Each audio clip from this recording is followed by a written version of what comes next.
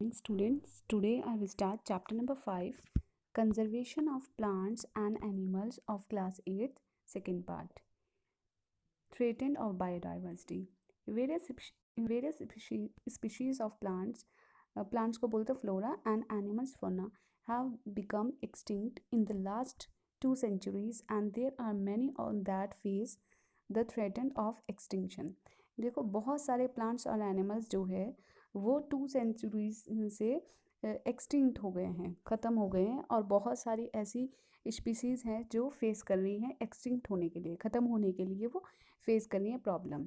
As life on earth relieve as life on the earth relief on the interaction and interdependence among different plants and animals, biodiversity is essential for our own survival. देखो बहुत सारे मतलब जो हमारी अर्थ के ऊपर जो life होती है वो आपस में जो प्लांट्स और एनिमल्स हैं उनका इंट्रैक्शन होता है, ठीक है, और बायोडाइवर्सिटी हमारे लिए बहुत ज़रूरी है. Extinction of species in one of the leading environmental problem nowadays. देखो जो स्पीशीज़ ख़त्म हो रही हैं जैसे प्लांट्स की और एनिमल्स की जो स्पीशीज़ है वो एक्सटिंक्ट होती जा रही हैं, तो इसकी रीज़न क्या है कि इन्वायरमेंटल प्रॉब्लम हो रही है आज, मतलब आज के टाइम में इन्वायरमेंटल प्रॉब्लम की वजह से जो स्पीशीज़ है वो एक्सटिंक्ट होती जा रही हैं. Some of the major cause of the threaten of biodiversity as given below. देखो ऐसे बहुत सारे पॉइंट्स हैं, ऐसी बहुत सारी प्रॉब्लम है जिसकी वजह से जो बायोडाइवर्सिटी है वो थ्रेटेंड होती जा रही है. थ्रेटेंड का मतलब है वो ख़त्म होती जा रही है. मतलब deforestation. Deforestation is the removal of trees from an area of land. देखो डिफॉरेस्टेशन किसको बोलते हैं? पेड़ों का कटना, कि एक लैंड के एरिया में से प्लांट्स को रिमूव करना, ट्रीज़ वगैरह को रिमूव करना, उसको बोलते हैं डिफॉरेस्टेशन, मतलब पेड़ों के काटने को. Deforestation happen when human removes off और clear large area of forest land and related ecosystem for non forest use. देखो डिफॉरेस्टेशन क्यों कर रहा है ह्यूमन बींग? जिससे कि वो अपने नॉन फॉरेस्ट यूज़ को, मतलब जो वो फॉरेस्ट वाला एरिया है उसको यूज़ करें किसी और पर्पज़ के लिए. This includes clearing forest for farming purpose, wrenching and urban use. देखो जो ह्यूमन बींग है वो फॉरेस्ट को क्यों किल कर रहे हैं, मतलब क्यों क्लियर कर रहे हैं, डिफॉरेस्टेशन क्यों कर रहे हैं? जिससे कि वो फार्मिंग पर्पज़ के लिए, कि उसमें वो कल्टीवेशन कर सके, प्लांट्स वगैरह, मतलब जो क्रॉप वगैरह है उसको ग्रो कर सके, या फिर अर्बन यूज़ के लिए फैक्ट्री वगैरह लगानी है इसके लिए. In these cases trees are never replanted. और इसकी वजह से जो ट्रीज़ वगैरह हैं वो रीप्लांट नहीं हो रहे हैं, मतलब उनको दोबारा से दूसरे कोई प्लांट नहीं लगा रहे हैं. देखो डिफॉरेस्टेशन का मतलब ये है कि चलो डिफॉरेस्टेशन हो गया, ठीक है, अब जहाँ से हमने पेड़ काटे वहाँ पे रीप्लांट कर दें, ठीक है, दूसरा पेड़ लगा दें वहाँ पे कट करके, जिससे कि, लेकिन यहाँ पे क्या हो रहा है कि डिफॉरेस्टेशन में क्या होता है कि फॉरेस्ट को कट करके उस फॉरेस्ट को किसी दूसरे पर्पज़ के लिए यूज़ कर लें. This is creating a ट्रेमेंडस impact on the environment. तो इसकी वजह से हमारे इन्वायरमेंट के ऊपर बहुत ज़्यादा इम्पैक्ट पड़ रहा है. Since the industrial as about half of the world original forests have been destroyed and the million of animals and living things have been endangered. देखो जो इंडस्ट्रियल एज की वजह से जो फॉरेस्ट हैं वो बहुत सारे डिस्ट्रॉय हो गए हैं, और मिलियन जो लिविंग एनिमल्स हैं, ठीक है, वो क्या हो गए? इंडेंजर्ड हो गए हैं. Despite the improvement in the education, information and general awareness on the importance of forest, ठीक है, और यहाँ पे क्या होता है, मतलब कि हमें एजुकेशन होनी चाहिए जिससे कि वो हमें क्या कर सके, इम्प्रूव कर सके, कि हमें फॉरेस्ट के हमारे लिए कितने इम्पोर्टेंट हैं, हम उन सब चीज़ के लिए अवेयर होना चाहिए, ठीक है, जिससे कि हम फॉरेस्ट को सेव कर सकें, उसको कंजर्व कर.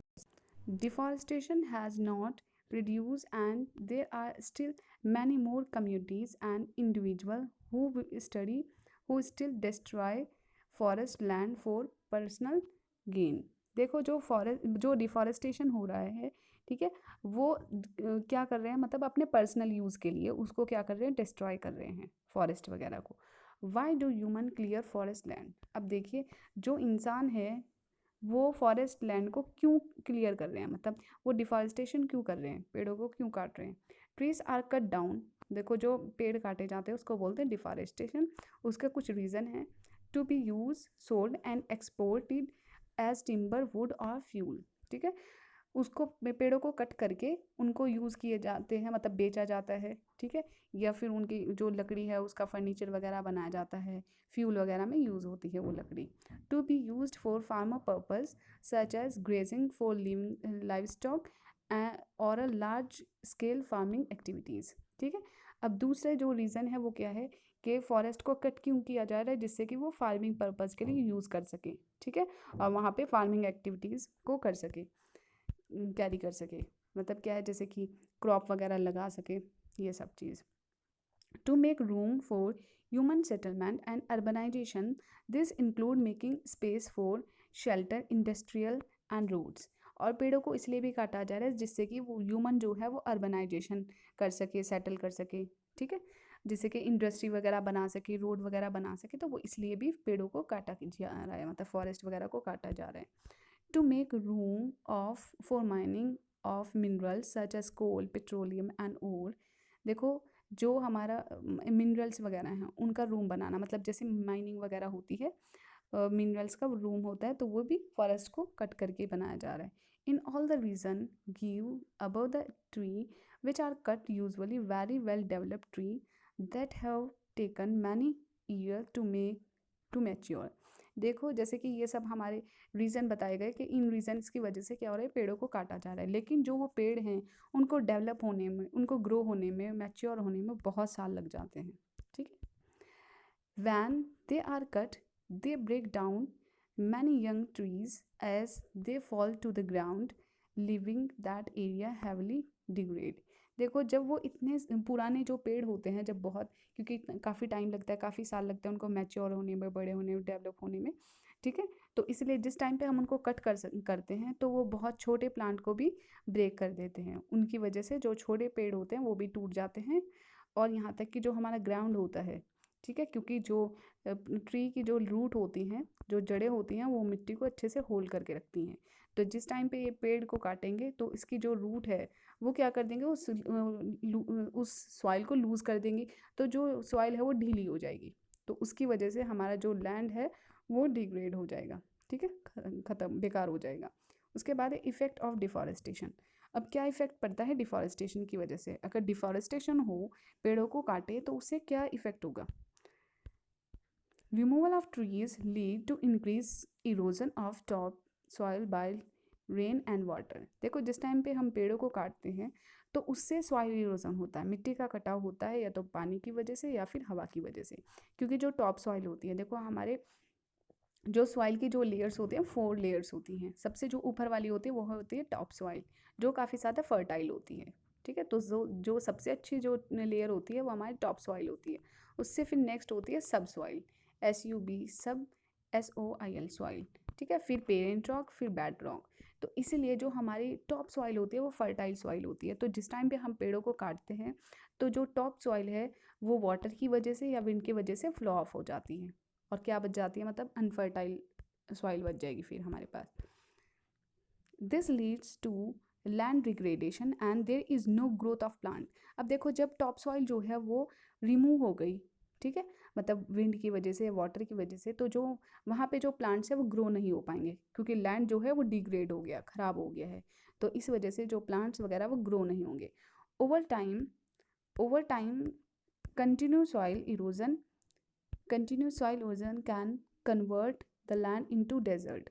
देखो अगर कंटिन्यू सॉइल इरोजन होता रहे, मतलब जो टॉप सॉइल है वो रिमूव होती रही विंड की वजह से या वाटर की वजह से, तो एक टाइम क्या आएगा कि वहाँ पे डेजर्ट बन जाएगा, पूरा बंजर हो जाएगा। डेजर्टिफिकेशन होता है, जैसे कि डेजर्ट में हो जाते हैं, डेजर्ट में प्लांट्स वगैरह ग्रो नहीं हो पाते। जैसे एक प्लेन एरिया में जो सही जो एरिया होता है, क्योंकि वहाँ पे जो टॉप सॉइल होती है वो फर्टाइल सॉइल होती है। अब जब फर्टाइल जो टॉप सॉइल है जब वो ही रिमूव हो गई, तो वहाँ पे जो प्लांट्स वगैरह वो अच्छे नहीं ग्रो होंगे, तो वहाँ पे डेजर्ट वाला लैंड बन जाएगा, तो को बोलते हैं हम डेजर्टिफिकेशन। ठीक है, जहाँ पर बार बार सॉइल इरोजन आता रहे और टॉप सॉइल जो है वो रिमूव हो जाए, तो वहाँ पे क्या बन जाएगा, वो लैंड हमारा डेजर्ट, तो उसको बोलते हैं desertification. Forest are the natural habitat of many species of animals and birds. देखो जो फॉरेस्ट होता है वो बहुत सारे एनिमल्स का और स्पीशीज़ मतलब बहुत सारे एनिमल्स और बर्ड्स स्पीशीज़ के रहने की जगह होती है। नेचुरल हैबिटाट होता है। नेचुरल का मतलब कुदरती और हैबिटाट का मतलब उनका रहने की जगह, उनका जो होम होता है नेचुरल। ठीक है, जैसे कि अगर हम किसी बर्ड को या फिर किसी एनिमल को या बर्ड को किसी केज में रख लें तो वो उनका नेचुरल हैबिटाट नहीं है। ठीक है, वो तो क्या है मतलब हम उसको अपनी तरीके से उसको रख रहे हैं। तो जो फॉरेस्ट क्या होता है, बर्ड्स और एनिमल्स का नेचुरल हैबिटाट हो रहता है, रहने की जगह। Cutting down trees destroy the homes of this species which poses a threaten of their survival. देखो जब हम पेड़ों को काट रहे हैं और उन पेड़ पे क्या रही हैं, बर्ड्स वगैरह रह रही हैं, बहुत सारे एनिमल्स रहते हैं, तो उसकी वजह से जब हम पेड़ों को काट रहे हैं तो वो उन स्पीशीज़ का जो घर है वो तबाह हो गया, तो उसकी वजह से वो सर्वाइव नहीं कर पाएंगे। ठीक है, उनको प्रॉब्लम होगी सर्वाइव करने में, जीने में। Deforestation reduce the water absorption capacity of the soil which can be result in flood. देखो जब डिफॉरेस्टेशन होगा तो जो वाटर जो सॉइल के अंदर जो कैपेसिटी होती है वाटर को होल्ड करने की, ठीक है, तो वो कम हो जाएगी, क्योंकि डिफॉरेस्टेशन की वजह से सॉइल इरोजन होगा, टॉप सॉइल जो है रिमूव हो जाएगी। तो इसीलिए जो सॉइल के अंदर जो एब्जर्व करने की, पानी को सोखने की जो कैपेसिटी है वो रिड्यूस हो जाएगी, वो कम हो जाएगी। तो इस वजह से फिर क्या आ जाएगी, फ्लड आएगी, बाढ़ आएगी, क्योंकि जो ज़्यादा पानी जो है वो जितना ज़मीन के अंदर जाएगा तो फ्लड कम आएगी। अब जब पानी ज़मीन के अंदर ही नहीं जा रहा, सॉइल ही एब्जर्व नहीं कर पा रही, तो वहाँ पे फ्लड आएगी, फिर बाढ़ आ जाएगी। The absorption of carbon dioxide by plants is reduce. ठीक है, क्योंकि जो प्लांट्स है वो क्या लेते हैं, वो एटमॉस्फेयर से कार्बन डाइऑक्साइड लेते हैं। जो कौन देता है, प्लांट्स, जो एनिमल्स होते हैं, ह्यूमन बींग्स होते हैं। ठीक है, वहाँ से क्या निकलता है, उनकी बॉडी से कार्बन डाइऑक्साइड। उस कार्बन डाइऑक्साइड को कौन यूज़ करता है, प्लांट्स यूज़ करते हैं। तो जब हम डिफॉरेस्टेशन करेंगे, पेड़ों को ही काटेंगे, तो कार्बन डाइऑक्साइड नहीं ले पाएंगे प्लांट्स फिर। दिस में result in axis carbon dioxide in the atmosphere. तो उसकी वजह से हमारे एटमॉस्फेयर में क्या हो जाएगी, कार्बन डाइऑक्साइड बहुत बढ़ जाएगी, कंट्रीब्यूटिंग टू ग्लोबल वार्मिंग। और फिर उसकी वजह से क्या हो जाएगा, ग्लोबल वार्मिंग। देखो ग्लोबल वार्मिंग के लिए कौन सी रिस्पॉन्सिबल गैस है, वो है कार्बन डाइऑक्साइड। ग्लोबल वार्मिंग का मतलब है हमारे अर्थ का टेम्परेचर इंक्रीज हो जाना। ठीक है, तो अर्थ के टेम्परेचर को इंक्रीज कौन करता है, कार्बन डाइऑक्साइड। ठीक है, क्योंकि जब फैक्ट्रीज से जो धुआं निकलता है उनके अंदर भी कार्बन डाइऑक्साइड होती है गैस। ठीक है, ह्यूमन बींग की बॉडी से, एनिमल की बॉडी से भी कार्बन डाइऑक्साइड निकलती है। और जो वाटर, जो प्लांट्स हैं उनको हमने डिफॉरेस्टेशन कर दिया, पेड़ों को काट दिया, तो फिर वो कार्बन डाइऑक्साइड को कौन एब्जर्व करेगा, कोई नहीं एब्जर्व करेगा। तो इस वजह से हमारी जो कार्बन डाइऑक्साइड एटमॉस्फेयर में वो बढ़ जाएगी, और जब वो इंक्रीज़ हो जाएगी तो उसकी वजह से ग्लोबल वार्मिंग होगी। हमारे अर्थ का टेम्परेचर क्या है, वो इंक्रीज़ हो जाएगा। ठीक है, और जब इंक्रीज़ होगा टेम्परेचर तो जो ग्लेशियर है, जो पहाड़ों के ऊपर जो बर्फ़ जम रही है, वो क्या हो जाएंगे, ग्लेशियर जो है वो मेल्ट होंगे, पिघल जाएंगे। और पिघल के क्या निकलेगा, उनका पानी जो है वो रिवर वगैरह में जाएगा और उससे भी फ्लड आ सकती है। ठीक है, the high temperature can affect the water cycle and may result in the less rainfall and drought. ठीक है, और जब हाई टेम्परेचर होगा तो जो हमारे वाटर साइकिल है वो भी अफेक्ट होगी। ठीक है, और उससे ड्रॉट भी आ सकता है, सूखा भी पड़ सकता है, क्योंकि बारिश कम आएगी। और यहाँ तक कि जब जो ग्लेशियर वगैरह हैं, जब उनका बर्फ़ जो है वो पिघलेगा तो वो उससे फ्लड भी आ सकती है। ठीक है, तो ये over exploitation due to illegal trade in animal parts, many animal species continue to suffer high rates of exploitation.